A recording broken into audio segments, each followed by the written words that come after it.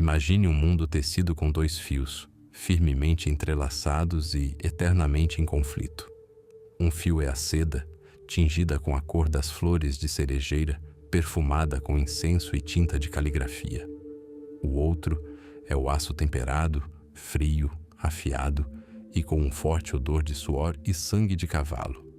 Este é o Japão durante o período Heian, que começou em 794. Este é o mundo onde nascerão os samurais. Na capital Heian-kyo, a cidade da paz e tranquilidade, a vida era uma arte. Por trás dos biombos de seda e das paredes de papel da corte imperial, os aristocratas competiam não em força, mas em graça. Cada gesto, cada sílaba de um verso tanka, a tonalidade de um kimono escolhida para a estação, tudo estava sujeito a um código invisível de refinamento. O poder ali era medido não pelo número de guerreiros, mas pela profundidade da compreensão de Mono no Aware, o encanto melancólico das coisas. O imperador, descendente da deusa do sol Amaterasu, era uma divindade viva, o centro do universo, mas seu universo estava encolhendo até o tamanho dos jardins do palácio, onde as únicas batalhas eram concursos de poesia e as únicas armas eram pincel e tinta. Para além dos muros do palácio, nas províncias distantes, o império desmoronou.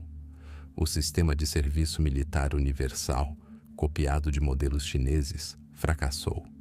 O camponês, arrancado do seu campo, era um soldado medíocre. Não sonhava com a glória, mas com arroz e paz. As estradas caíram em ruínas e passaram a ser dominadas por bandidos. Piratas aterrorizavam a costa. O governo central, atolado em intrigas palacianas e disputas estéticas, já não conseguia proteger os seus súditos. Os seus decretos não chegavam às periferias e, se chegavam, eram ignorados e desprezados. Um lugar sagrado abomina o vácuo. O poder, tendo caído das mãos mimadas da aristocracia da capital, foi recuperado por mãos ásperas e calejadas. Eram as mãos dos latifundiários provinciais. Muitos deles eram descendentes de filhos mais novos de imperadores, enviados para longe da capital para cuidar deles, a fim de não representarem uma ameaça ao trono.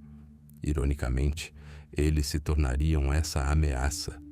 Para proteger suas crescentes propriedades privadas, suas propriedades shoen, de bandidos e vizinhos gananciosos, essas pessoas começaram a se armar. Reuniram ao seu redor bandos de lealistas, membros da família, servos, arrendatários, aqueles dispostos a trocar suas enxadas por espadas em troca de proteção e terras. Assim nasceu uma nova classe. Eles ainda não eram chamados de samurais no sentido usual. Eram chamados de bushi, homens de armas, e não se pareciam em nada com os nobres cavaleiros das lendas posteriores. Eram pragmáticos, não filósofos. Seu lar era a sela. Sua principal arma era o arco longo, o yumi. A habilidade do arqueiro montado era muito mais valorizada do que a esgrima. Suas armaduras eram funcionais, projetadas para o movimento, não para desfiles. Sua lealdade era pessoal e concreta. Eles serviam não à ideia abstrata de império, mas ao seu senhor, aquele que lhes fornecia comida, um cavalo e armas. Era um acordo simples, brutal e honesto, selado não com papel, mas com um juramento. O século X testemunhou o despertar dessa nova força. E esse despertar tinha um nome: Taira no Masakado, um senhor da guerra provincial da região de Kanto, descendente do imperador, entrou em conflito com seus próprios parentes por causa de terras. A disputa escalou para uma guerra. A guerra escalou para uma rebelião aberta contra o governo central.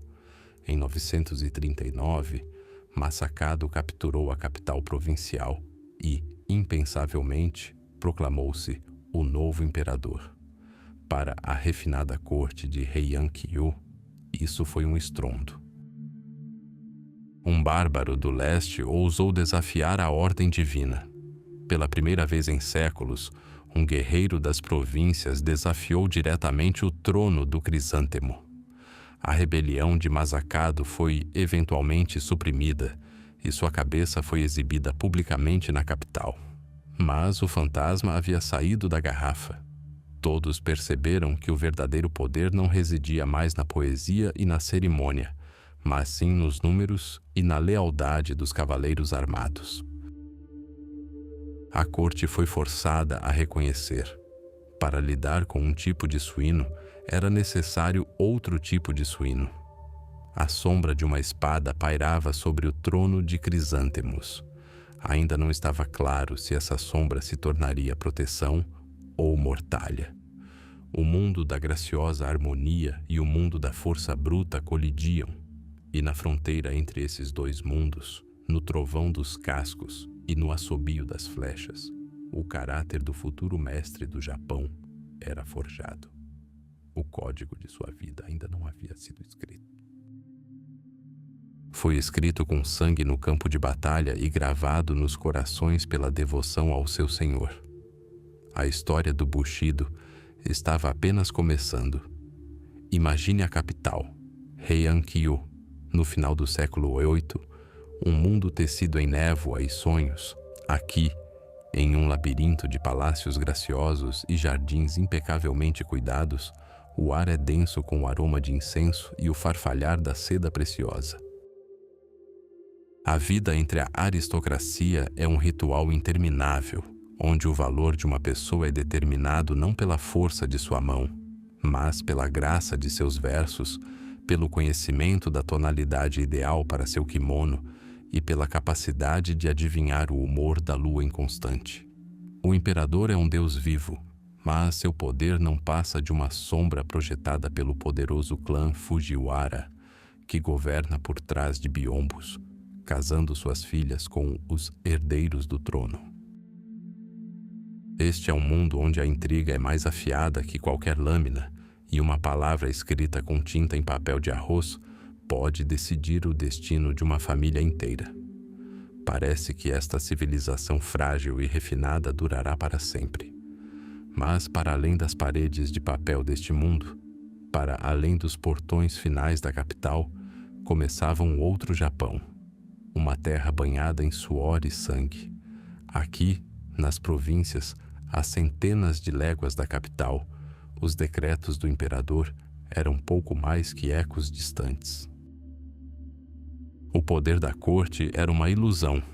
Os verdadeiros senhores eram os grandes proprietários de terras, os governadores enviados da capital e rapidamente esquecidos, e os abades de ricos mosteiros. Sua riqueza era a terra e o arroz que nela crescia, e onde há riqueza, sempre há aqueles que procuram tomá-la. O exército centralizado, criado à semelhança do modelo chinês a partir de camponeses recrutados à força, mostrou-se completamente ineficaz. Essas pessoas não queriam lutar. Queriam voltar para seus campos. Bandidos formaram gangues, piratas devastaram a costa e, no norte, as guerreiras tribos Emishi, ancestrais dos Ainu, não tinham a menor intenção de se curvar perante os filhos do céu de Heian-Kyu.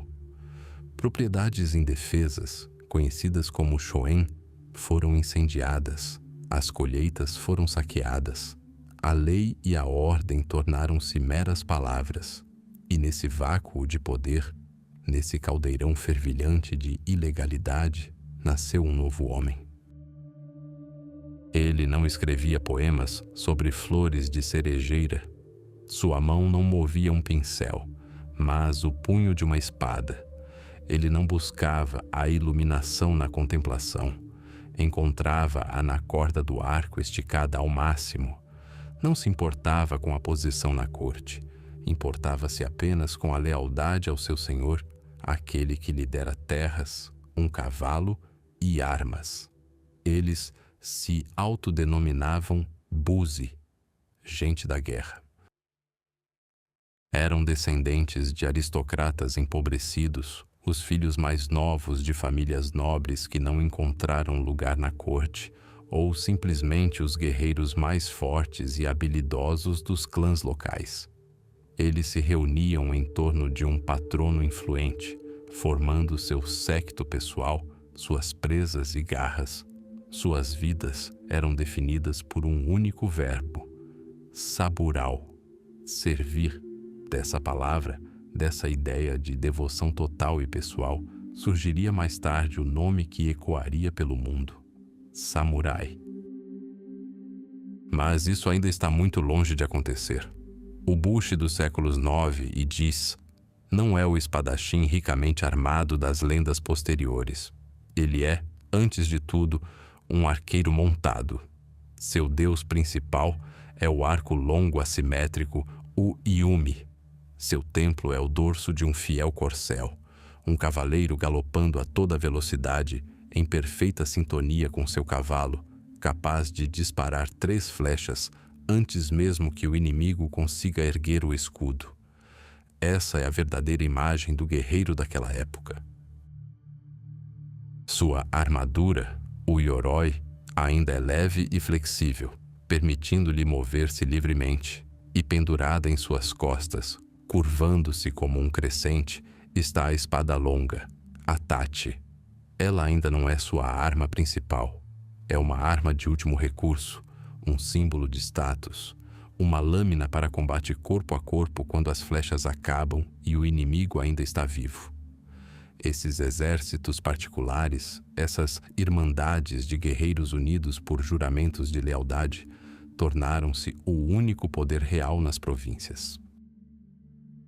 Defendiam as fronteiras das propriedades, cobravam impostos para seus senhores, reprimiam rebeliões e travavam guerras intermináveis com os vizinhos por um pedaço de arrozal. Durante anos, décadas, aprimoraram suas habilidades no cadinho dessas pequenas, porém brutais escaramuças. Criaram suas próprias leis, seu próprio código de honra, que nada tinha em comum com as regras refinadas da corte da capital. Ali, o que se valorizava não era a graça, mas a coragem. Não as indiretas, mas o golpe direto. Não a linhagem, mas a capacidade de sobreviver e vencer. Inicialmente, os aristocratas de Heian-kyo desprezavam esses provincianos rudes. Chamavam-nos de bárbaros orientais, desprezando suas mãos calejadas e rostos curtidos pelo tempo. Usavam-nos como ferramentas grosseiras, contratando-os para suprimir rebeliões ou resolver suas próprias disputas quando a intriga se mostrava insuficiente. Não compreendiam que, ao incentivar a criação desses exércitos particulares, estavam construindo com as próprias mãos uma força que um dia os perseguiria. Cada escaramuça na fronteira, cada flecha disparada contra um bandido, cada campanha contra os emishi, tudo isso temperava o aço da nova classe. Enquanto a corte na capital afundava lentamente em rituais e poesia, nos arredores do império crescia uma força que pensava em termos de lealdade, dever e batalha. Lâminas forjadas no caos das guerras provinciais adquiriram vontade própria, e seu aço frio já projetava uma sombra sobre os telhados dourados da capital. Uma sombra que, no século XI, começaria a se adensar, transformando-se em uma nuvem de tempestade, pronta para explodir em uma tempestade que mudaria para sempre a face do Japão. Século XII, Japão. A era conhecida como Heian vive seus últimos dias, graciosos, porém frágeis. Na capital, Kyoto, aristocratas da corte escrevem poesia, competem em caligrafia e se entregam a rituais cada vez mais distantes da dura realidade do país. E nas províncias, por vastas extensões de terra, uma nova força surge, uma força forjada em aço, disciplina e sangue. São os samurais, guerreiros, Dois clãs se elevam acima de todos os outros como dois picos de montanha destinados a se confrontar. Seus nomes são Taira e Minamoto. Sua história é de rivalidade, tão antiga e amarga quanto o saquê envelhecido. Os Taira, cujos estandartes brilhavam em um vermelho tão intenso quanto o pôr do sol, eram mestres da política que souberam se infiltrar na corte imperial. Os Minamoto, portando estandartes brancos, a cor da pureza e da proteção divina, eram guerreiros até a medula. Sua força residia na espada e na lealdade de seus vassalos. Os primeiros trovões soaram em meados do século. A rebelião Hogen, em 1156, seguida pela rebelião Heiji, em 1160. Estas ainda não eram guerras em grande escala, mas sim brutais golpes palacianos, nos quais os clãs samurais emergiram como a força decisiva. Nesses confrontos, os vermelhos saíram vitoriosos. Os Taira, liderados por seu brilhante e implacável líder, Kiyomori, esmagaram os Minamoto. Os chefes dos clãs foram executados. Seus filhos, ao que tudo indicava, estavam condenados. Taira no Kiyomori alcançou um ápice de poder que nenhum guerreiro antes dele ousara sonhar. Ele não apenas influenciou o imperador, ele próprio se tornou uma força poderosa. Casou sua filha com o imperador e colocou seu próprio neto, o jovem imperador Antoku, no trono. Este samurai, originário das províncias, tornou-se o governante de fato do Japão. Seus guerreiros patrulhavam as ruas da capital, seus oficiais ocupavam posições-chave. Bandeiras vermelhas tremulavam por todo o país. Parecia que o branco dos Minamoto havia sido apagado para sempre da história. Mas Kiyomori cometeu um erro nascido de um toque de misericórdia, ou talvez da arrogância de um conquistador. Ele poupou vários filhos do líder Minamoto que havia matado. Entre eles estava um menino de 13 anos chamado Yoritomo. Ele não foi executado, mas exilado para a remota província de Izu. Por 20 longos anos, Minamoto no Yoritomo viveu sob vigilância, longe do poder e da glória. Cultivou a terra, estudou textos budistas e casou-se. Mas por trás da máscara de um humilde exilado, escondia-se uma mente fria e calculista que nada esquecia e nada perdoava. Ele esperava, guardava rancor, aprendia, e a hora chegou. Em 1180, um príncipe de sangue imperial, humilhado pelo poder absoluto dos Taira, emitiu um decreto convocando todos os guerreiros leais ao trono, e em primeiro lugar, o clã Minamoto, a pegarem armas contra os usurpadores. Esse chamado foi a faísca que caiu no barril de pólvora. Yoritomo hasteou a bandeira branca. Por todo o país, samurais insatisfeitos com o domínio Taira começaram a se unir a ele. A guerra que ficaria conhecida como Guerra Genpei teve início, 5 anos de fogo, aço e traição que mudariam o Japão para sempre. Yoritomo foi acompanhado por seu irmão mais novo, sobre quem ele quase nada sabia. Seu nome era Yoshitsune. Enquanto Yoritomo era um estrategista e político, Yoshitsune nascera para a batalha. Audacioso, carismático, um gênio para ataques relâmpago e soluções heterodoxas, ele liderou os exércitos Minamoto a vitória após vitória, esmagando repetidamente as forças Taira, numericamente superiores. O clímax ocorreu em 1185, no estreito de Shimonoseki, perto da cidade de Dan-no-ura. Duas frotas se encontraram. Tudo o que restava do outrora todo-poderoso clã Taira eram centenas de navios, em cujos convéses estavam seus melhores guerreiros, suas mulheres, suas crianças e o próprio jovem imperador Antoku, com suas insígnias imperiais. Esta foi sua última resistência. A princípio, a batalha favoreceu os Taira. Seus marinheiros experientes usaram a correnteza a seu favor, lançando uma chuva de flechas sobre os navios Minamoto. Mas então, algo aconteceu, algo que os cronistas chamariam de vontade divina. A maré mudou, o vento mudou, os navios Minamoto atacaram, a batalha degenerou em um massacre sangrento nos convéses. Bandeiras brancas pressionavam as vermelhas. Quando o resultado se tornou claro, a tragédia final se desenrolou no navio almirante Taira. Para impedir que as insígnias sagradas e o imperador divino caíssem em mãos inimigas, a viúva de Kiyomori tomou seu neto de 8 anos, o imperador, nos braços. Há uma capital sob as ondas, disse ela a ele, e entrou nas águas turbulentas do estreito. Muitos outros samurais Taira e suas esposas a seguiram. Escolheram a morte em vez da vergonha do cativeiro. O clã Taira, que governara o Japão, deixou de existir em um único dia. A guerra havia terminado. Os Minamoto saíram vitoriosos. Yoritomo tornou-se o homem mais poderoso do reino.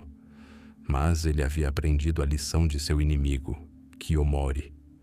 Ele não foi para Kyoto para se afundar em intrigas da corte. Em vez disso, longe da capital, na pequena cidade de Kamakura, estabeleceu seu próprio quartel-general, seu próprio governo. Chamou-o de Bakufu, governo em uma tenda. Era um sistema de governo simples, eficaz e completamente novo. O governo de guerreiros, não de cortesãos. O imperador permaneceu em Kyoto como um símbolo divino, mas o verdadeiro poder militar e político agora residia no comandante militar supremo, o Shogun. Assim, em meio ao fogo e ao sangue, das cinzas do clã Taira e do triunfo dos Minamoto, nasceu o shogunato, e o mundo dos samurais nunca mais seria o mesmo. Em meados do século XIII, o Japão era um mundo à parte. As ilhas envoltas em névoa salgada viviam segundo suas próprias leis, onde a honra era mais valorizada que a própria vida, e a esgrima era vista como um caminho espiritual. Os samurais, a elite da nação, aprimoravam suas habilidades em duelos ritualizados e guerras locais. Seu mundo era previsível, seu inimigo, claro. Eles desconheciam que do outro lado do mar, no continente, havia surgido um poder alheio às suas noções de honra. Um poder que não fazia distinção entre guerreiro e camponês, entre castelo e aldeia. Esse poder era o Império Mongol. O neto de Genghis Khan, o grande Khan Kublai, após concluir a conquista da China, voltou seu olhar para o leste. Ele não precisava de glória, precisava de vassalos. Enviados exigindo submissão chegaram a Kamakura, a capital do shogunato, mas o regente, Hojo Tokimune, jovem e inflexível, sempre dava a mesma resposta: recusa. Os últimos enviados foram executados desafiando o império mais poderoso que o mundo já vira. A resposta não tardou a chegar. No outono de 1274, o horizonte ao largo da costa de Kyushu escureceu. Não eram nuvens, eram mastros. 900 navios transportavam um exército invasor, mais de 30.000 guerreiros. Mongóis, chineses, coreanos. Era um novo tipo de exército, um Moloque multinacional unido por uma disciplina férrea, no qual marinheiros coreanos, engenheiros chineses e cavaleiros mongóis atuavam como um único organismo. Samurais emergiram na costa da Baía de Hakata, em armaduras reluzentes, com estandartes familiares travessos nas costas, estavam prontos para a batalha segundo a sua própria concepção.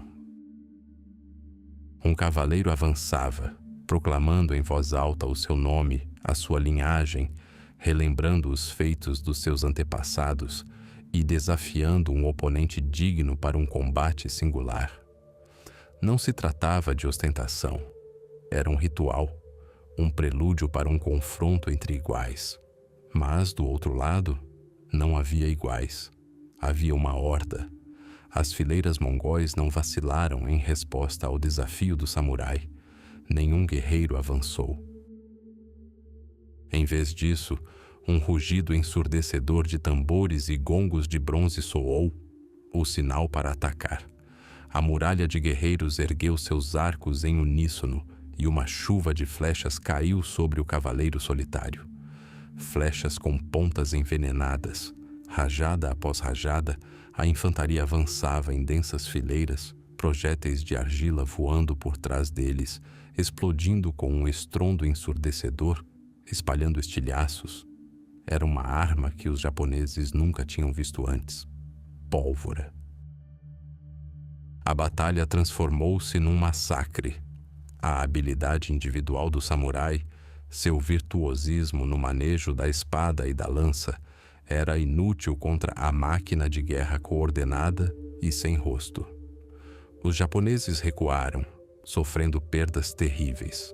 Suas táticas, aprimoradas ao longo de séculos, desmoronaram diante de um inimigo que lutava não por glória, mas pela aniquilação total.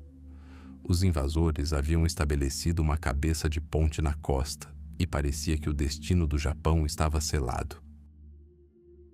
Mas enquanto os navios mongóis ancoravam na baía para passar a noite, o céu mudou. Um vento forte surgiu, transformando-se em uma tempestade furiosa.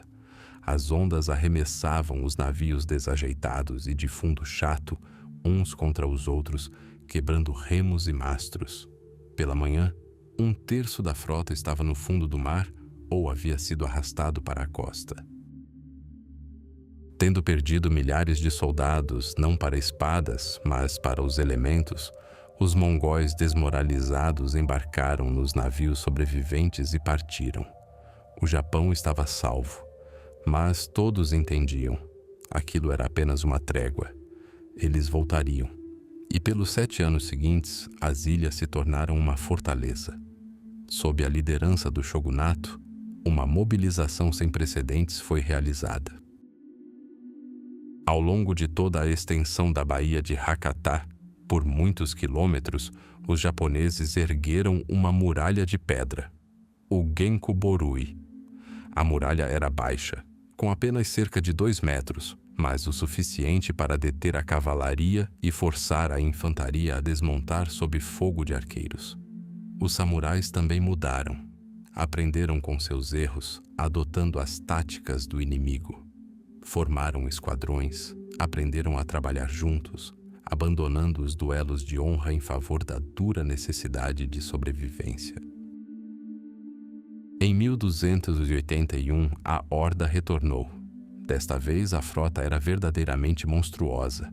As duas armadas, a do sul e a do leste, totalizavam 4.400 navios e aproximadamente 140 mil guerreiros.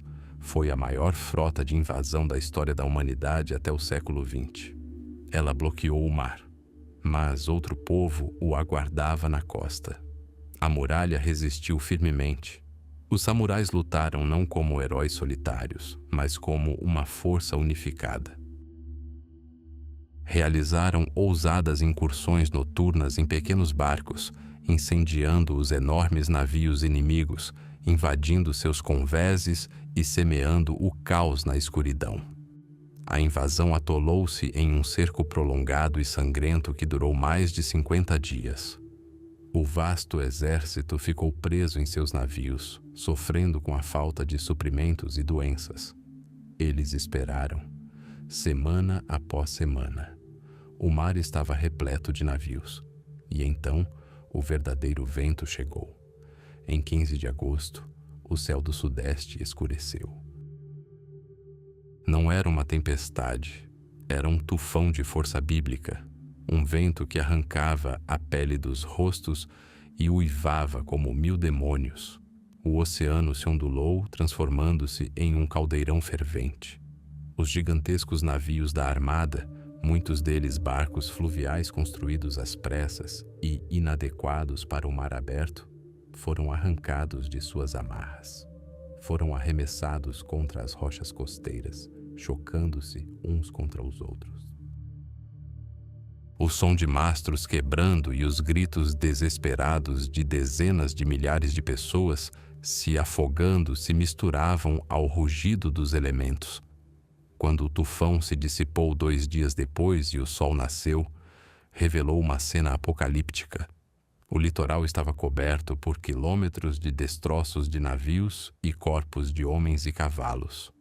Dos 140 mil guerreiros de Kublai, apenas 1/5 retornou para casa. A maior frota da história foi destruída.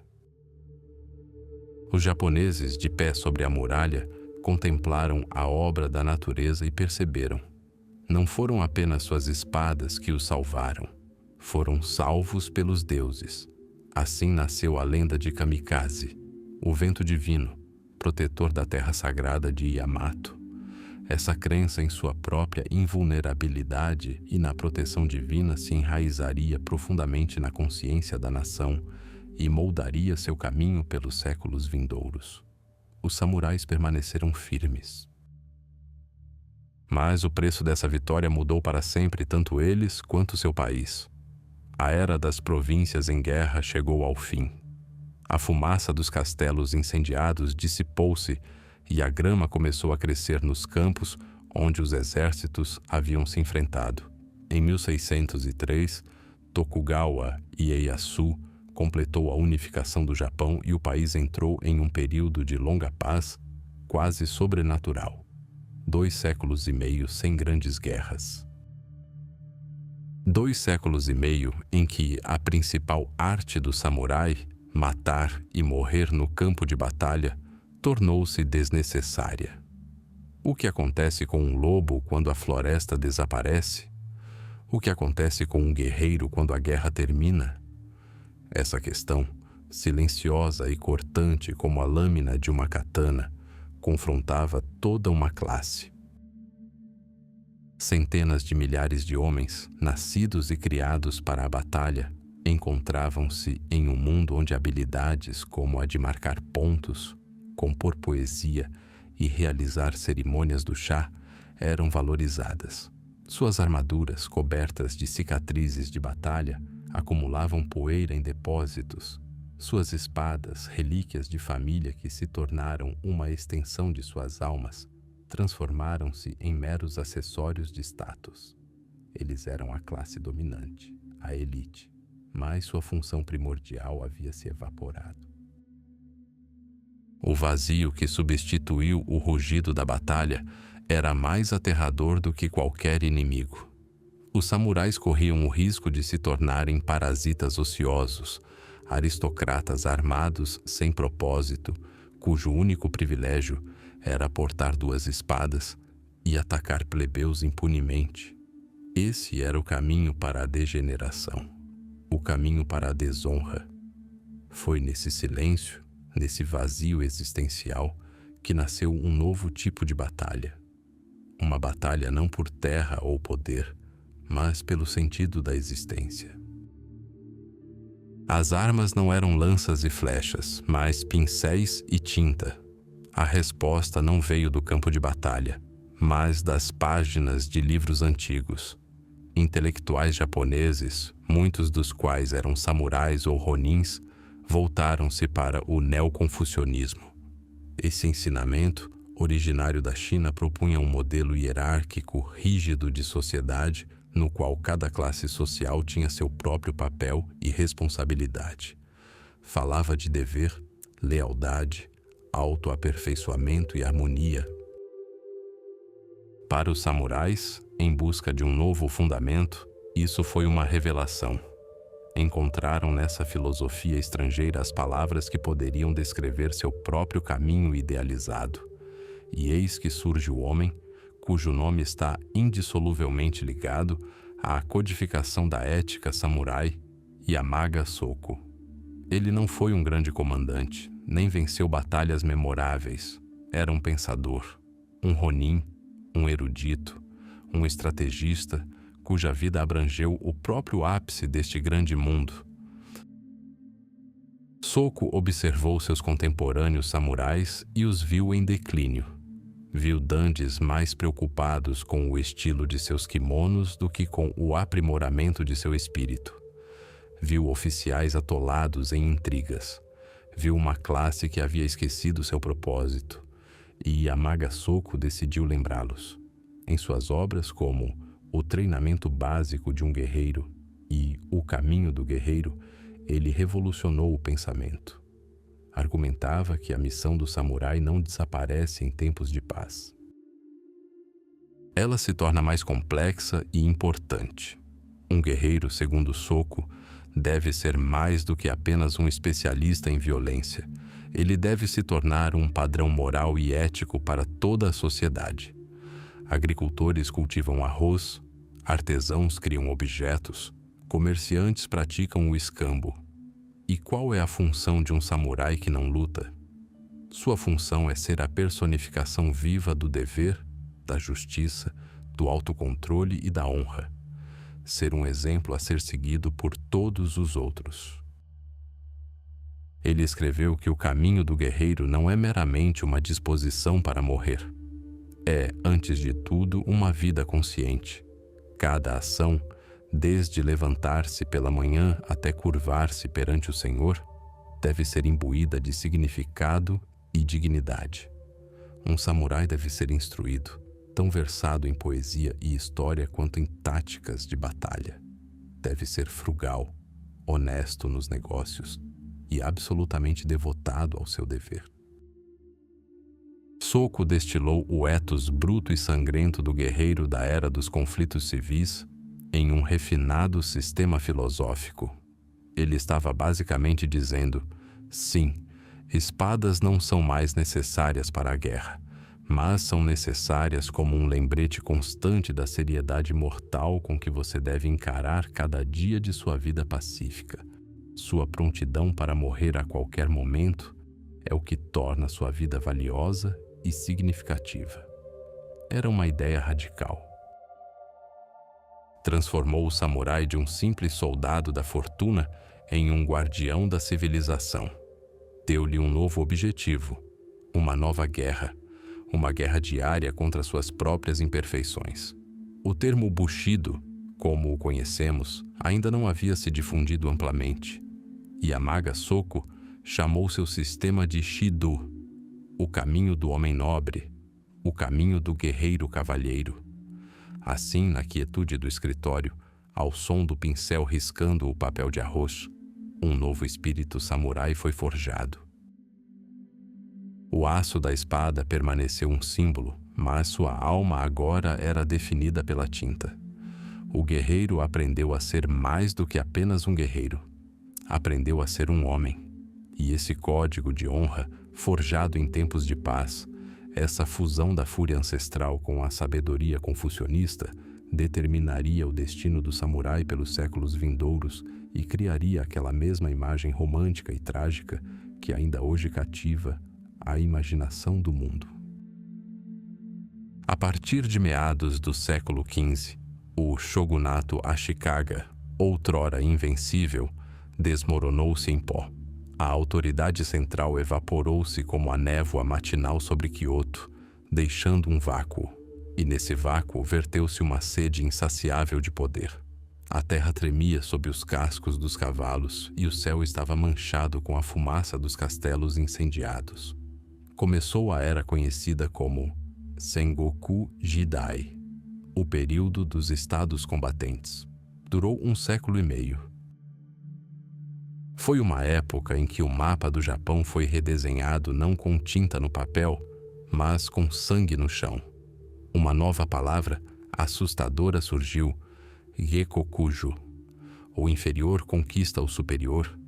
O vassalo de ontem podia se tornar o senhor de hoje, e a lealdade era comprada e vendida com a mesma facilidade que um saco de arroz.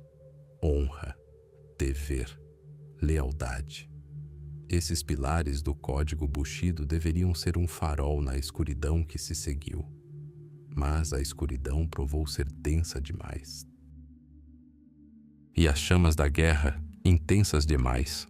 Nesse caos, antigas casas nobres ruíram, e de suas ruínas emergiram novos predadores implacáveis, os daimyo, os grandes nomes, homens cuja vontade era a única lei em suas terras. 2 titãs personificavam o espírito da antiga honra, mesmo nesta nova e brutal realidade. No norte, na província de Echigo, reinava Uesugi Kenshin, o dragão de Ichigo. Ele era considerado o avatar do deus da guerra Bishamonten. Lutava não apenas por terras, mas pela justiça, como a entendia. Seu eterno rival, Takeda Shingen, o Tigre de Kai, era um brilhante estrategista cujos guerreiros de armadura vermelha incutiam medo em todo o Japão. O confronto entre eles, culminando nas 5 lendárias batalhas de Kawanakajima, tornou-se uma epopeia dentro de outra epopeia. Era uma guerra de gigantes, onde a bravura pessoal e a tática impecável ainda decidiam o resultado.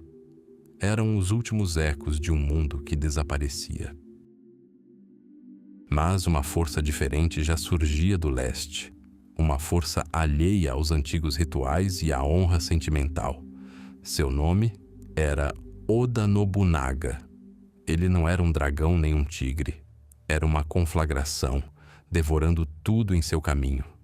Pragmático até a medula, via as antigas tradições como nada mais que um obstáculo para unificar o país sob seu domínio.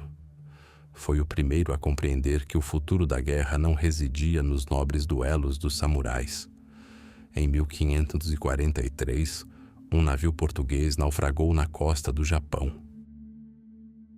Os sobreviventes trouxeram consigo uma curiosidade: o arcabuz, uma arma de fogo longa e desajeitada, que inicialmente foi tratada com desdém pelos samurais. O que poderia esse pedaço de pau fumegante fazer contra uma espada forjada por um mestre e aprimorada ao longo de décadas de treinamento? O que poderia um camponês com um rifle fazer contra um guerreiro revestido de aço cuja vida era a guerra? Oda Nobunaga respondeu a essa pergunta. Ele não apenas enxergou o potencial do arcabuz, como o transformou em um sistema. Criou um exército onde milhares de soldados de infantaria comuns, os Ashigaru, eram treinados para carregar e disparar suas armas em uníssono como um único mecanismo. O clímax havia chegado. Foi aqui, em 1575, nos campos encharcados de Nagashino, que o velho mundo se chocou com o novo em um ataque frontal. De um lado, estavam 15.000 guerreiros do clã Takeda, liderados por Katsuyori, filho de Shingen. Seu núcleo, a cavalaria mais temida e renomada de todo o Japão, personificava o poder samurai e um espírito indomável. Do outro lado está o exército combinado de Oda Nobunaga e seu astuto aliado, Tokugawa Ieyasu. E sua principal arma são 3.000 Ashigaru, soldados de infantaria plebeus armados com arcabuzes portugueses e escondidos atrás de simples barreiras de madeira. Takeda Katsuyori, fiel ao legado de seu pai e à honra de um samurai, deu a ordem de ataque. A terra tremeu quando uma avalanche de cavaleiros avançou contra o inimigo. Era uma cena digna de um conto heróico. Bandeiras tremulando, gritos furiosos, o brilho das lanças. Eles esperavam enfrentar o mesmo ataque desesperado, travar uma batalha feroz, onde o espírito mais forte prevaleceria. Em vez disso, foram recebidos por um rugido, uma muralha de fogo. A primeira linha de arqueiros de Nobunaga disparou uma saraivada. Então, sem quebrar a formação, recuaram para recarregar. Uma segunda linha tomou seu lugar, uma saraivada, depois uma terceira, outra saraivada. Aquilo não era uma batalha, era um massacre, mecânico, impessoal, eficiente. Balas de chumbo perfuravam armaduras laqueadas com a mesma facilidade com que perfuravam papel. Os melhores guerreiros do Japão, a nata do clã Takeda, caíram de suas celas, ceifados pelo fogo de homens que eles nem sequer consideravam guerreiros. Investidas heróicas, se chocaram contra uma muralha de fogo e madeira. Honra, bravura, séculos de experiência com lança e espada, tudo isso se mostrou impotente diante de uma nova e impiedosa tecnologia de guerra. Ao pôr do sol, tudo havia acabado. A lendária cavalaria Takeda deixara de existir. Mais de 10.000 de seus guerreiros jaziam mortos nos campos de Nagashino. Aquilo era mais do que uma simples derrota militar. Era uma sentença de morte. Uma sentença de morte para o velho mundo. O período dos reinos combatentes reduziu muitos dos ideais do Bushido a cinzas. Mas dessas cinzas, das chamas de Nagashino, nasceu um novo código. Um código de sobrevivência. Um código de pragmatismo. Um samurai não podia mais ser apenas um guerreiro. Para sobreviver, ele precisava se tornar um político, um estrategista, um administrador e aceitar o fato de que o mundo havia mudado para sempre. A honra não residia mais no fio da espada. Agora, ela precisava encontrar um novo lar. Em meados do século XVI, o Japão quase havia esquecido a paz. Durante um século, o país ardeu nas chamas da Guerra Civil, conhecida como Sengoku Jidai, a Era dos Estados Combatentes. Ambiciosos daimyo, senhores feudais, devastaram as terras do arquipélago como lâminas ancestrais cortam seda. Mas desse caos emergiram 3 figuras, 3 dragões, destinados a reforjar a nação no cadinho da guerra. O primeiro foi Oda Nobunaga, cruel, brilhante, intolerante à tradição. Ele não negociava, ditava os termos, não pedia lealdade, exigia-a sob pena de morte. Seus inimigos o chamavam de Senhor Demônio do Sexto Céu, e ele não tinha pressa em dissuadi-los. Seu exército, o primeiro no Japão a ser armado em massa com arcabuzes, marchou de vitória em vitória, varrendo castelos e clãs que se opunham ao seu grande objetivo. Tenka Fubu, unir o Império Celestial sob uma só espada.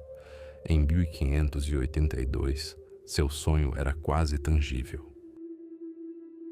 33 das 66 províncias do Japão já haviam se curvado sob seu estandarte. Ao lado dele, em sua sombra, cresceram outros 2 dragões. Um deles era Toyotomi Hideyoshi. Filho de um simples camponês, começou sua carreira como carregador de sandálias de Nobunaga. De baixa estatura e rosto de macaco, possuía uma mente afiada como uma espada e um carisma capaz de encantar uma serpente. Nobunaga o valorizava por sua astúcia e lealdade inquestionável. Hideyoshi era seu melhor general, sua ferramenta mais eficaz. O outro era Tokugawa Ieyasu, um daimyo de sangue frio e incrivelmente paciente, cujo lema era: espere até que o cadáver do seu inimigo apareça no rio. Ele era aliado de Nobunaga, um parceiro de igual hierarquia, porém de posição inferior. Observava, aprendia e esperava. Sua paciência era sua maior arma, mais letal do que qualquer lança yari. Era o verão de 1582. Nobunaga, embriagado pelo poder, estava em Kyoto, no templo Honnoji. Preparava-se para o ataque final ao oeste, com o objetivo de esmagar o poderoso clã Mori. Tinha consigo apenas um punhado de guarda-costas. De que mais precisava?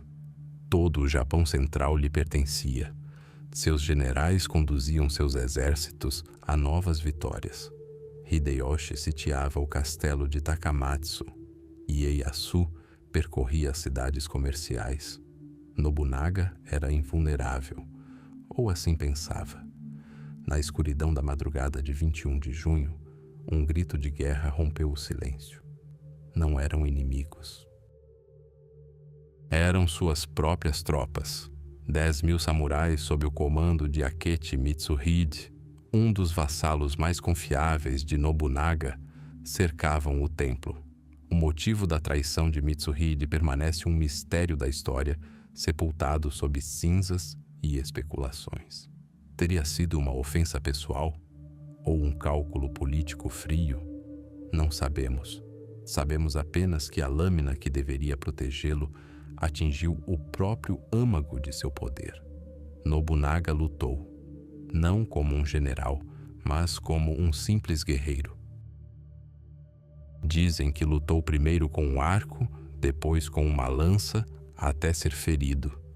Percebendo que tudo estava perdido, recuou para o interior do templo em chamas. O senhor demônio não tinha intenção de oferecer sua cabeça ao inimigo. Cometeu sepulcro e as chamas se tornaram sua pira funerária. O grande unificador, o homem que quase reunificou o Japão, foi reduzido a cinzas por causa de uma única traição. A notícia, viajando mais rápido que um mensageiro, abalou o país. Seguiu-se um vácuo de poder, e o poder abomina o vácuo. Hideyoshi, a centenas de quilômetros da capital, soube da morte de seu mestre no dia seguinte.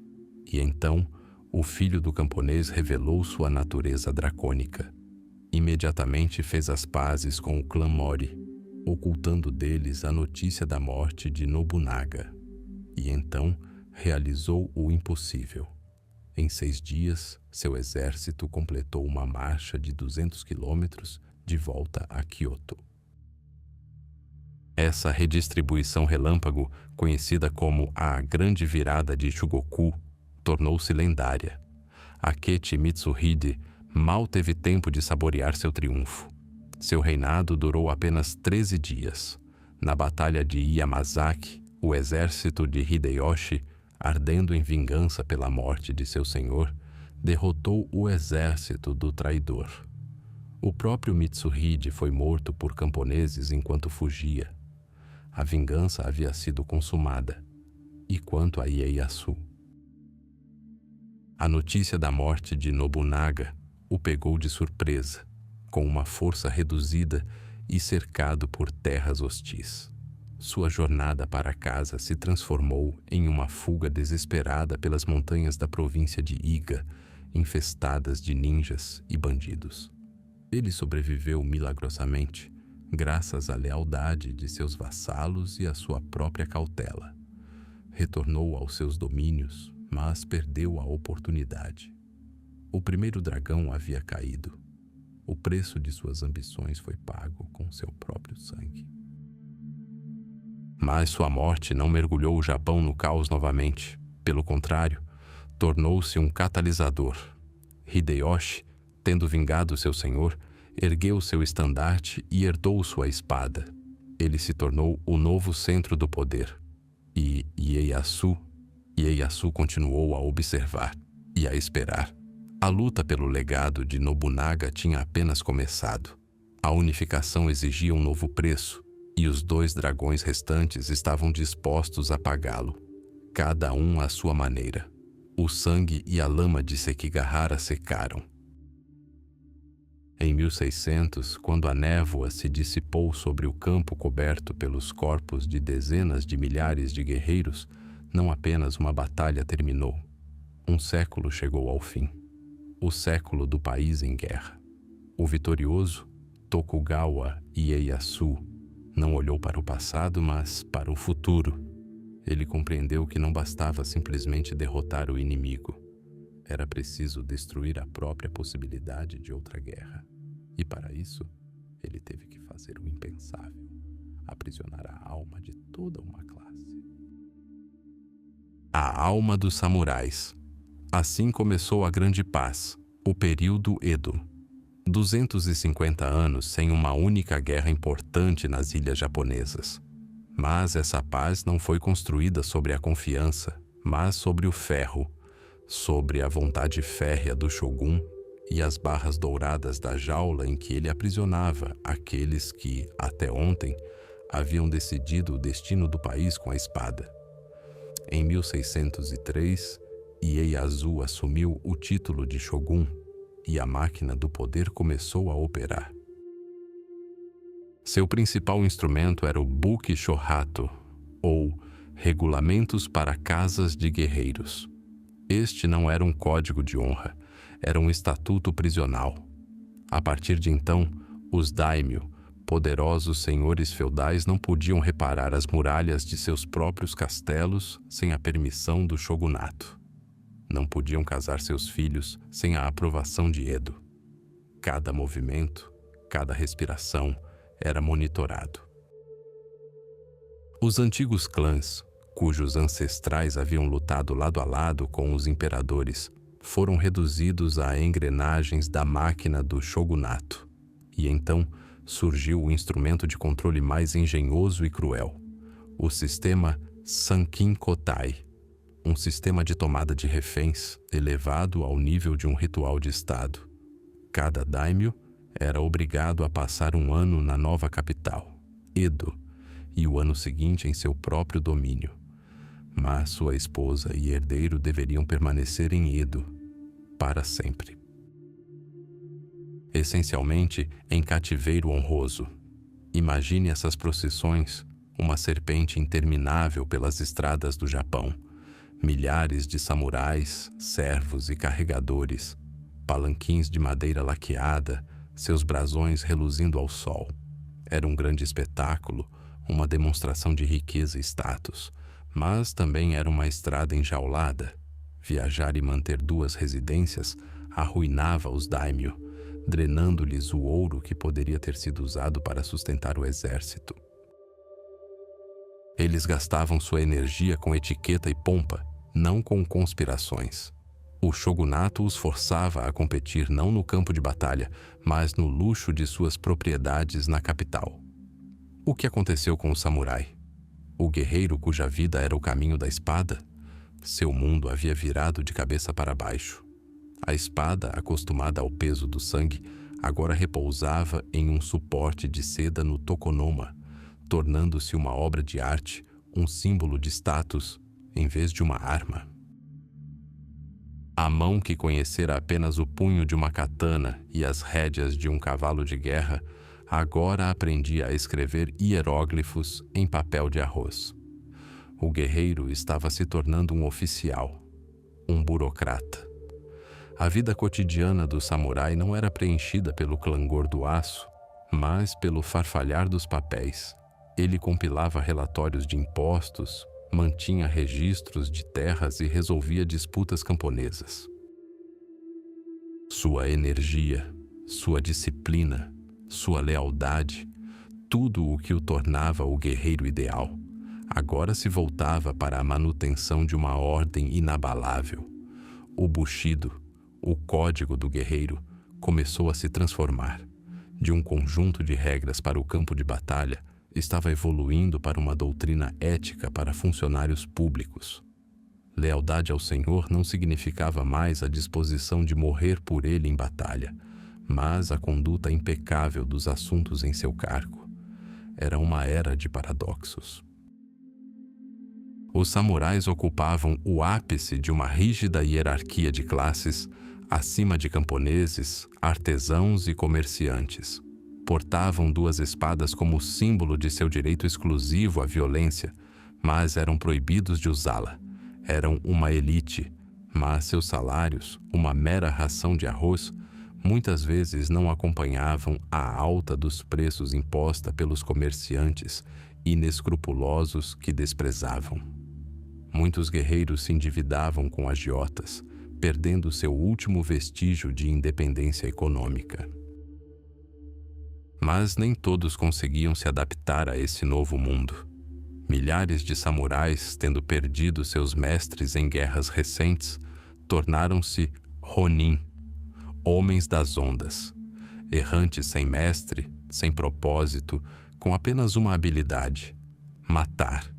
Eles eram uma lembrança viva de um passado sangrento e um barril de pólvora sob os alicerces da grande paz.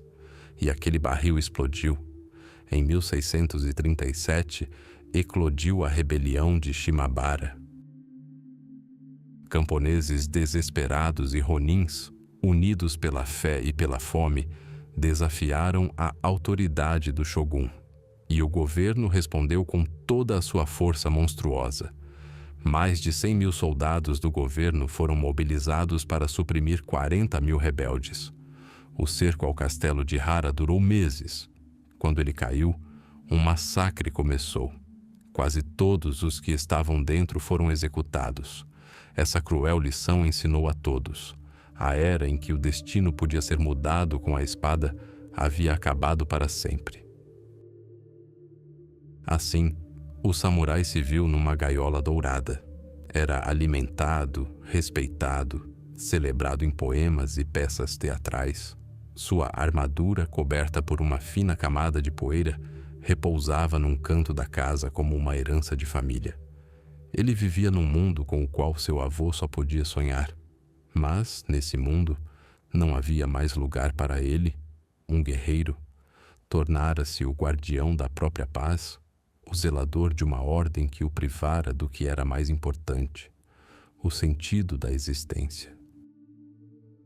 E, olhando para suas espadas, talvez se perguntasse pela primeira vez: o que é mais perigoso para um guerreiro? Uma guerra que pode matá-lo ou uma paz que o torna desnecessário? 1701 era Genroku. A sentença do shogun soou como um dobre de finados. Asano Naganori, daimyo de Ako, estava morto. Suas terras foram confiscadas. Seu castelo foi entregue a oficiais. Seus samurais, até ontem o orgulho de todo um clã, agora não eram nada. Haviam se tornado Ronin, guerreiros sem mestre, ondas em um vasto oceano. Pela lei shogunal, a justiça prevaleceu.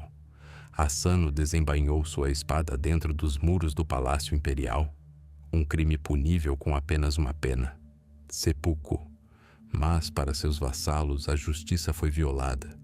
Kira Yoshinaka, o arrogante oficial cujos insultos levaram seu senhor ao desespero, permaneceu vivo e ileso. Ele sequer recebeu uma reprimenda. O código do Bushido, o código de honra do guerreiro, exigia vingança. A lei shogunal a proibia. A escolha que se apresentava aos 300 ronins era entre a lealdade à memória de seu senhor e a obediência à autoridade suprema, entre a honra e a vida.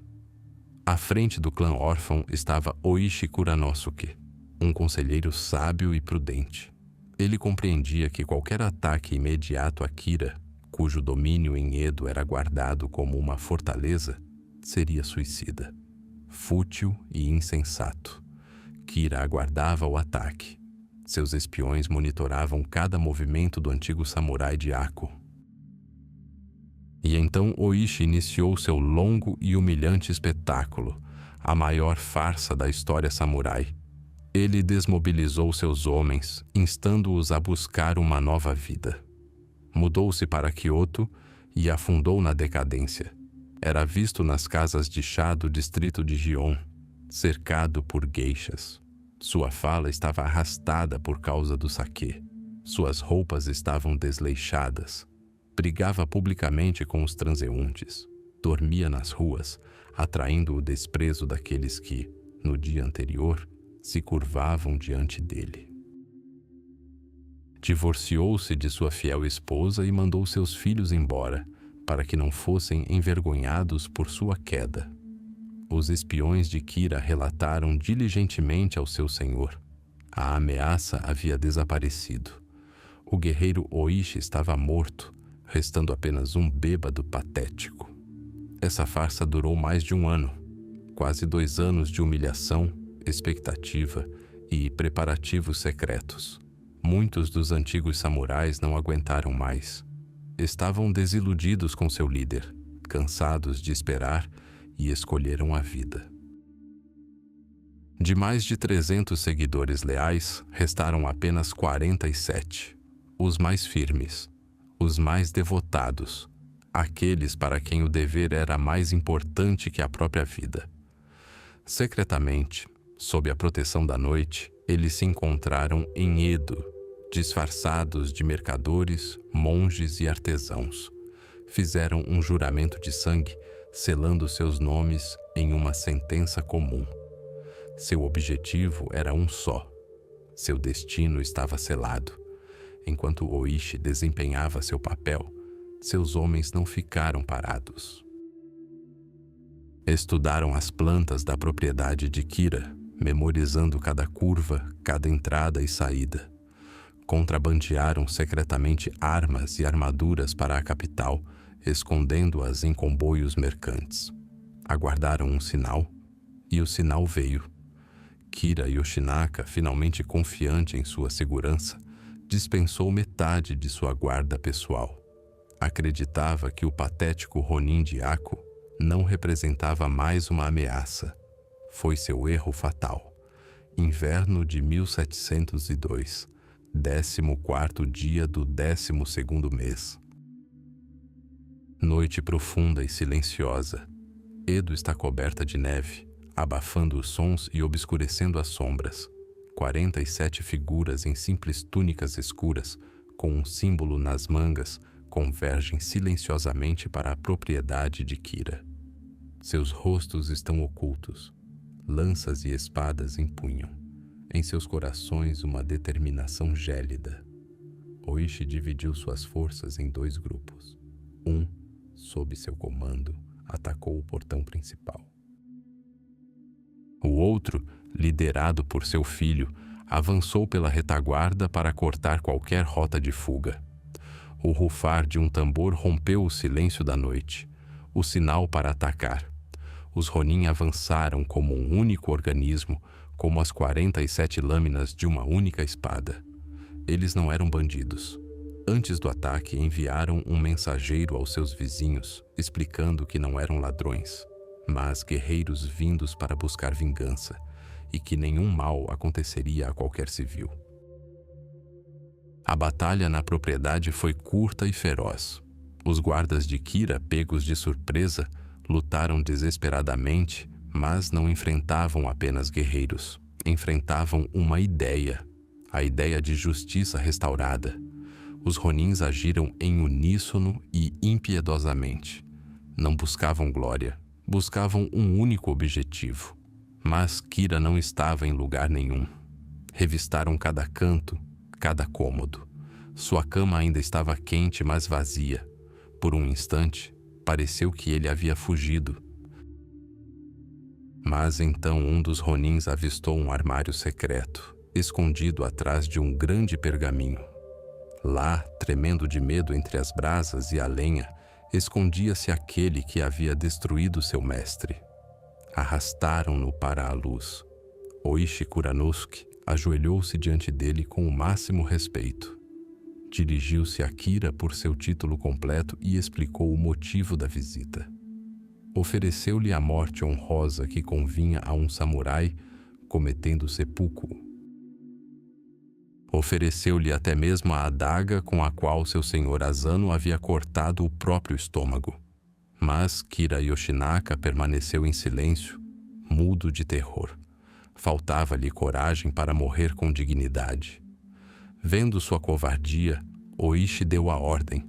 A cabeça de Kira foi decepada com um único golpe. A vingança fora consumada.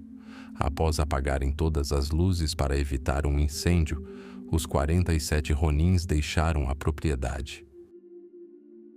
Marcharam em formação pela cidade ao amanhecer, rumo ao templo Sengakuji, onde seu senhor estava sepultado. À frente carregavam a cabeça de seu inimigo na ponta de uma lança. O povo de Edo, despertado pela notícia, abriu caminho em silêncio diante daquela sombria procissão, observando-os com uma mistura de temor e admiração. No túmulo de Asano, lavaram a cabeça de Kira no poço e a depositaram como oferenda final. Seu dever cumprido. Agora, restava apenas aguardar o veredito do Shogun. Haviam infringido a lei do Estado, mas permanecido fiéis à lei da honra. E todo o Japão, prendendo a respiração, aguardava para ver qual dessas leis prevaleceria. 250 anos. Durante um quarto de milênio, o Japão foi um mundo à parte. Um jardim fechado onde o tempo fluía segundo suas próprias leis, únicas. O shogunato Tokugawa, tendo estabelecido a paz com mão de ferro, isolou o país do mundo exterior. A política de Sakoku, ou país acorrentado, transformou as ilhas em uma fortaleza impenetrável. Apenas uma pequena janela para Nagasaki, o entreposto comercial holandês de Dejima, conectava essa civilização ao resto do planeta. Para os samurais, cuja vida era definida pela lealdade ao seu senhor e pelos rituais, o mundo além-mar era uma abstração, uma lenda, algo que não podia tocar sua espada, sua honra, sua compreensão do universo. Mas o mundo lá fora não parou. Ele havia adquirido a força do vapor, forjado uma nova geração de armas e construído navios que não precisavam de vento de cauda. E esse mundo estava se movendo para o leste. Em 8 de julho de 1853, a paz da Baía de Edo foi quebrada. 4 navios surgiram no horizonte. Mas não eram os típicos juncos mercantes ou os elegantes veleiros europeus. Eram os Kurofune, os navios negros. Seus cascos cobertos de piche negro pareciam fortalezas flutuantes e suas chaminés expeliam uma fumaça densa e viscosa para o céu límpido do Japão, o hálito de máquinas desconhecidas. O mais monstruoso era que se moviam contra o vento, cortando as ondas com uma força sobrenatural e aterradora. Para os pescadores e samurais da guarda costeira, era um espetáculo do submundo, demônios vindos de além-mar. O esquadrão era comandado pelo comodoro Matthew Perry, enviado do 13º presidente dos Estados Unidos, Millard Fillmore. Ele carregava uma carta e um ultimato. Seus navios, armados com 63 canhões modernos, ancoraram em frente à capital, provocativamente perto do castelo do Shogun. Oficiais japoneses, seguindo um protocolo secular, cercaram o esquadrão em pequenas embarcações e exigiram que os bárbaros recuassem para Nagasaki, o único lugar onde lhes era permitido falar. A resposta de Perry foi fria e clara. Ele entregaria a carta do presidente apenas ao representante de mais alto escalão pessoalmente. Qualquer tentativa de expulsá-lo à força seria respondida com força, e para demonstrar essa força, seus canhões dispararam uma salva. Balas de festim, mas o estrondo que ecoou por Edo foi mais eloquente do que qualquer palavra. Falava a linguagem universal da pólvora e do aço. O shogunato estava paralisado. Todo o sistema do Bushido, todo o código guerreiro, era construído sobre a ideia de valor pessoal e a disposição de morrer pelo seu senhor em combate com espadas. Mas como enfrentar um inimigo em batalha que permanece além do alcance da sua lâmina? Como manter a honra quando o seu adversário pode incendiar a sua capital da segurança das águas? Os conselheiros do Shogun estavam divididos. Alguns, os Joi, clamavam pela necessidade de expulsar os bárbaros. Morrer, mas para proteger a terra sagrada da profanação, apelavam ao espírito do samurai, à honra, à tradição. Outros, os Kaikoku, olhavam para as chaminés fumegantes e percebiam: a guerra seria suicida. Viam um abismo entre lanças de bambu e rifles de cano raiado. Defendiam uma retirada para ganhar tempo, estudar o inimigo e, um dia, igualar-se à sua força. O shogun, fraco e doente, estava incapacitado de tomar uma decisão. Pela primeira vez em 2 séculos e meio, o governo do Bakufu apelou a todos os daimyo, todos os príncipes do país, em busca de conselhos. Esse gesto, por si só, foi uma demonstração de fraqueza sem precedentes. Mostrou a todo o Japão que o governante supremo, o guerreiro número 1, não sabia o que fazer. Perry, tendo obtido a carta, não esperou por uma resposta. Agiu como um psicólogo brilhante. Disse que voltaria em 1 ano para obter uma resposta, e voltaria com uma frota ainda maior. E então partiu, deixando o Japão sozinho com seu medo, sua humilhação e sua divisão. O ano transcorreu em uma atividade febril e desesperada. Fortes costeiros foram construídos, canhões primitivos foram fundidos e tropas samurais praticaram artes militares há muito esquecidas. Mas todos compreendiam a futilidade desses esforços. Em fevereiro de 1854, Perry retornou. Desta vez não com 4, mas com 9 navios. Quase 2.000 homens armados com a tecnologia mais recente. O ultimato foi repetido, e o shogunato não teve escolha. Em 31 de março, o Tratado de Kanagawa foi assinado. Segundo seus termos, o Japão abriu 2 portos, Shimoda e Hakodate, para navios americanos. Garantiu assistência a marinheiros americanos náufragos e concordou com a abertura de um consulado americano. No papel, parecia modesto. Não era um tratado comercial, nem uma aliança militar. Apenas algumas concessões menores. Mas, para o Japão, foi um desastre. A fortaleza impenetrável havia rachado. 250 anos de isolamento chegaram ao fim sob o fogo dos canhões navais.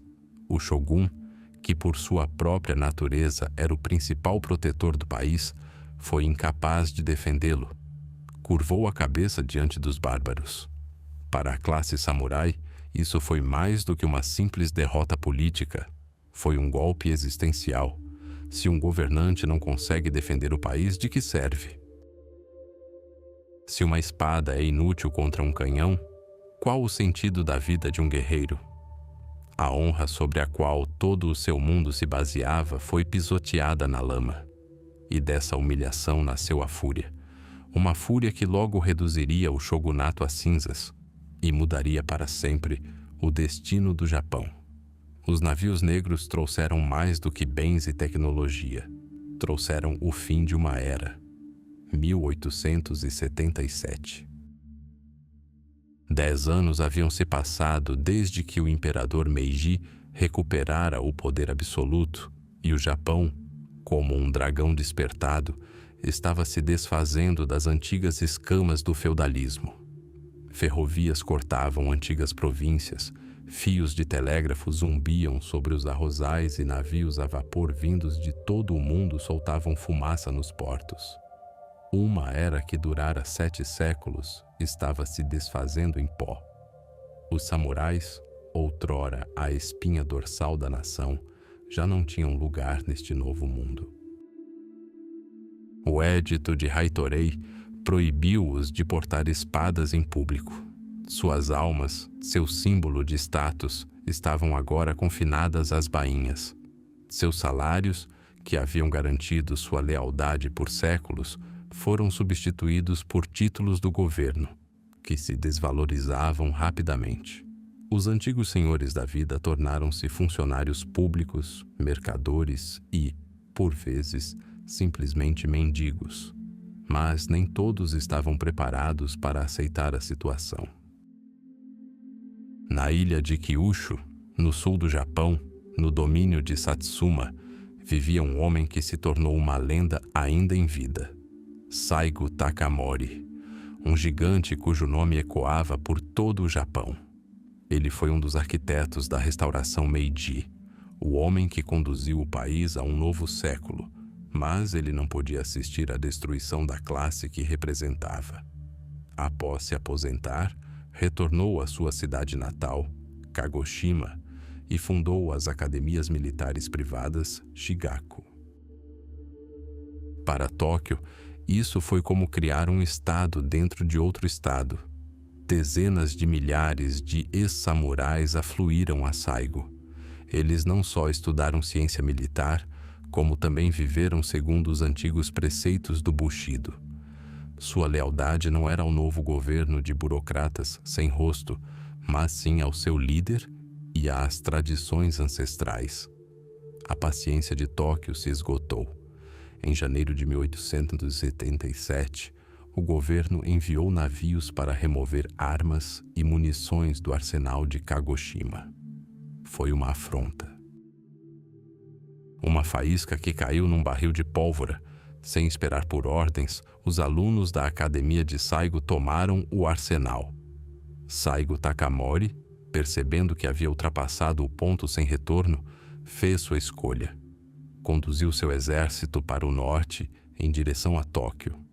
Ele não pretendia derrubar o imperador, a quem permanecia fanaticamente leal, mas sim questionar o governo, que, em sua visão, havia traído o espírito do Japão.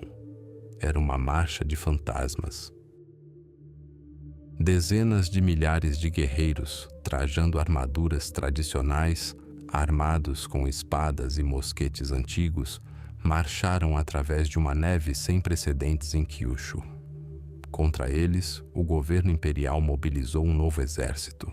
Um exército recrutado entre camponeses e moradores das cidades, vestidos com uniformes ocidentais, treinados por instrutores europeus e armados com os mais modernos fuzis Krupp e metralhadoras Gatling de disparo rápido. O primeiro bastião no caminho dos samurais foi a fortaleza de Kumamoto. Uma pequena guarnição de 4.000 soldados do exército imperial resistiu a um cerco de 50 dias contra forças superiores. As antigas muralhas, que deveriam ter caído sob o ataque dos mais bravos guerreiros do Japão, mantiveram-se firmes. O tempo estava a favor dos rebeldes. A batalha decisiva ocorreu no passo de Tabaruzaka. Durante 17 dias e noites, sob chuva torrencial e lama pegajosa, o velho e o novo mundo se enfrentaram em combate mortal. Os ataques desesperados dos samurais, sua lendária esgrima, sua bravura sobre-humana, tudo foi destruído pela fria disciplina e pelo fogo pesado do exército regular.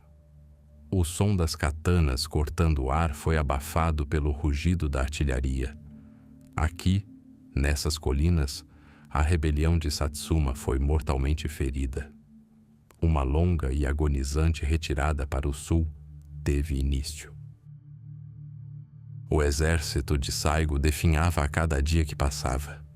Perseguidos, famintos e sem munição, os samurais lutaram em uma ação de retaguarda, mas o resultado já estava definido. Em setembro, não restavam mais do que 500 dos milhares de guerreiros. Eles estavam cercados na colina de Shiroyama, com vista para sua cidade natal, Kagoshima. Um exército imperial de 30.000 homens se opunha a eles. Os navios da marinha bombardeavam suas posições pelo mar.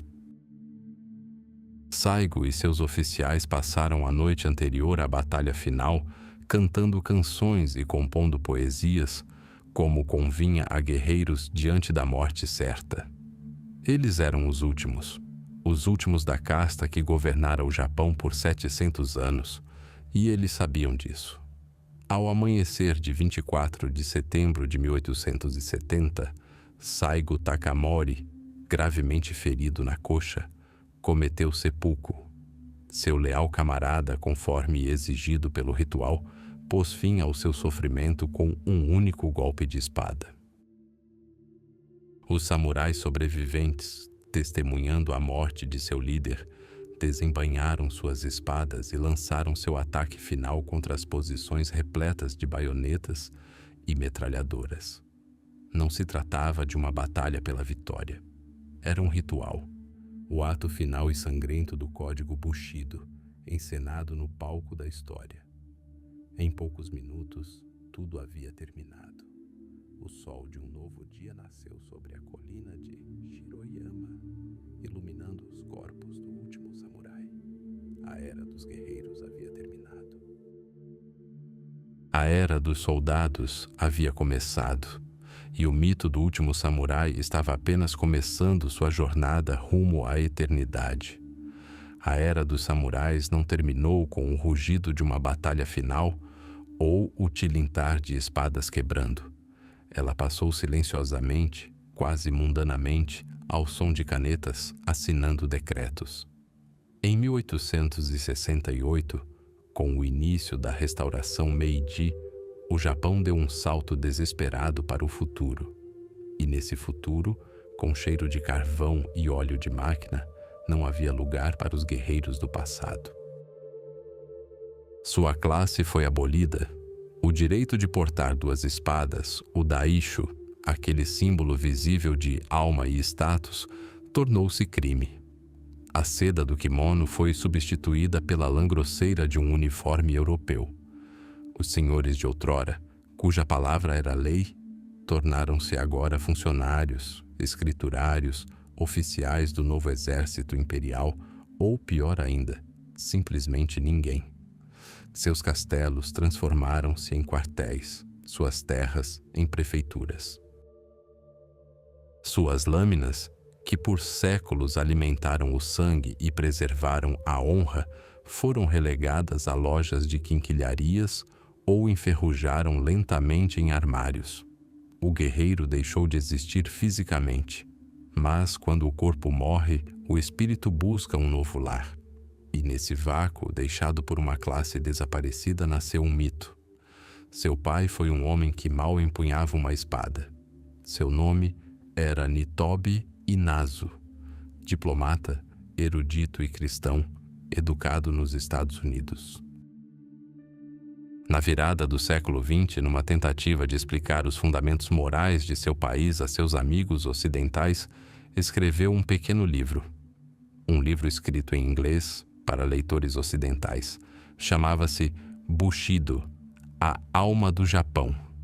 Nela, Nitobe reuniu as diversas virtudes samurai, lealdade, honra, autocontrole, bravura, e as apresentou como um código único, coerente, quase cavalheiresco. Traçou paralelos com a nobreza europeia, citou Shakespeare e a Bíblia, criando a imagem de um guerreiro nobre, compreensível e atraente para estrangeiros. Ele não mentiu, mas criou uma construção idealizada. Baseou-se no melhor de várias épocas, eliminando a crueldade, a traição e o pragmatismo da história real dos samurais. Criou o Bushido, que, em tal forma cristalizada, jamais existiu. Criou uma bela lenda, mas os mitos, uma vez nascidos, ganham vida própria. E essa lenda, criada para exportação, retornou à sua terra natal irreconhecível. No Japão militarizado das décadas de 1920 e 1930, a ideia de um código guerreiro espiritual unificado provou ser uma ferramenta inestimável. A ideia de Nitobe foi retomada, forjada novamente, expurgada de virtudes inconvenientes como compaixão e justiça e transformada em um culto absoluto ao dever. Dever não para com um senhor, não para com um clã, mas para com a nação, personificada na figura do imperador. O Bushido transformou-se de reflexão filosófica em código militar. A honra tornou-se sinônimo de obediência inquestionável. A coragem, a disposição de morrer ao primeiro comando. A morte em batalha pelo imperador foi proclamada a mais alta manifestação desse novo código distorcido. O mito tornou-se uma arma, e essa construção atingiu seu clímax mais terrível e trágico no rugido dos motores sobre o Oceano Pacífico. Kamikaze, vento divino. Jovens pilotos, estudantes, artistas e poetas de outrora amarraram faixas brancas hatimaki em suas testas.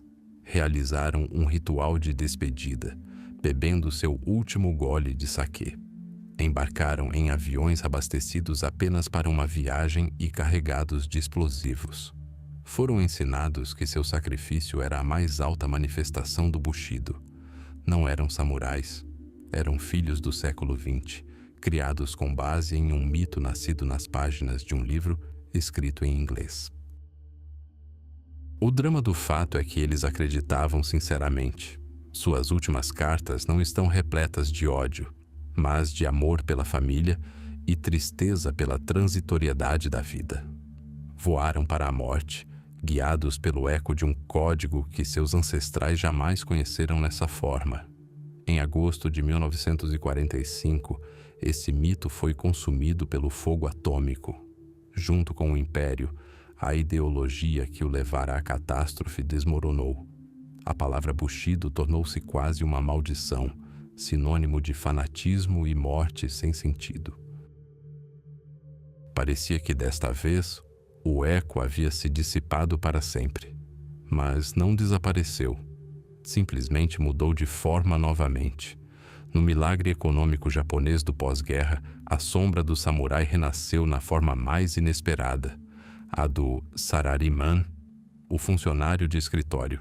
Lealdade à corporação até a morte, uma vida inteira de trabalho a serviço de um único mestre. Trabalhar 12 horas por dia como manifestação de fortaleza e autodisciplina. Solidariedade de grupo, onde os interesses da empresa vêm antes dos pessoais. A honra da empresa, que deve ser defendida ao custo do próprio tempo e saúde. A espada não foi transformada em uma relha de arado, mas em uma pasta. O campo de batalha foi substituído por uma sala de conferências. Isso, é claro, não é mais Bushido. É apenas seu eco cultural distante e distorcido. Um hábito da alma que persiste mesmo quando seu significado original se perde. Afinal, o que é Bushido? Não é um código monolítico esculpido em pedra. É um rio que mudou seu curso ao longo dos séculos. Foi uma dura lei de sobrevivência durante a era das províncias em guerra. Tornou-se uma filosofia refinada durante os anos de paz do shogunato. Transformou-se em um mito romântico para estrangeiros. Tornou-se uma ideologia mortal nas mãos dos militares e dissolveu-se quase completamente na ética corporativa e na cultura pop do século XXI, onde o samurai é um personagem de anime ou videogame. A história do Bushido não é tanto sobre como eram os samurais, mas sim sobre como as pessoas em diferentes épocas queriam que eles fossem. É um exemplo supremo de como o passado pode ser reinventado para atender às necessidades do presente. A lâmina na vitrine do museu não derrama mais sangue. Ela reflete nossos rostos.